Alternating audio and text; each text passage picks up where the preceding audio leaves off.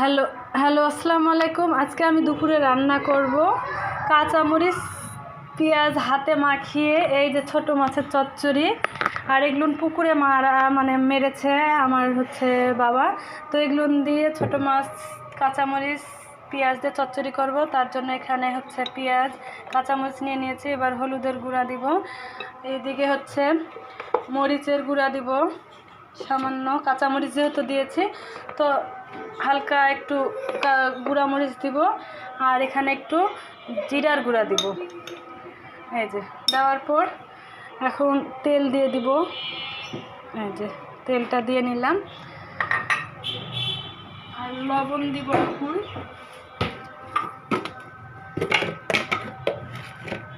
এই যে লবণ দিয়ে দিলাম পরিমাণ মতো।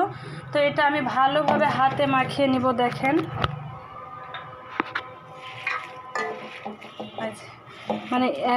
একদম হাতের সঙ্গে ভালোভাবে মাখিয়ে নিতে হবে, যেহেতু এটা আমি চচ্চড়ি করব।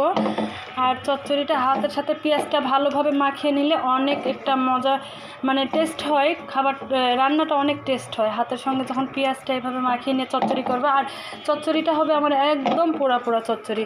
আপনাদের অবশ্যই আমি দেখাবো চচ্চড়িটা শেষ মুহূর্তে। দেখেন এই যে মাছগুলো আমি দিয়ে দিলাম, দেওয়ার পর এই যে এরকম করে মাখিয়ে নিব।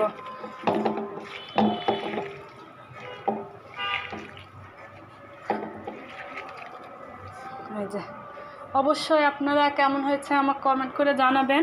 আমার চচ্চড়িটা মাখানো, সামান্য একটু পানি দিয়ে দিলাম, বেশি পানি দিব না, কারণ বেশি পানি দিলে একদম মাছটা আউলে যাবে, এই জন্য হালকা পানি দিয়েছি। দিয়ে এখন আমি চুলাটা জ্বালিয়ে দিব।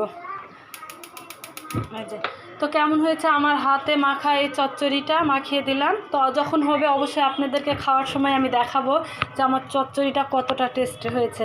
তো ভালো থাকবেন সবাই, আর কেমন হয়েছে অবশ্যই কমেন্ট করে জানাবেন। আল্লাহ হাফেজ।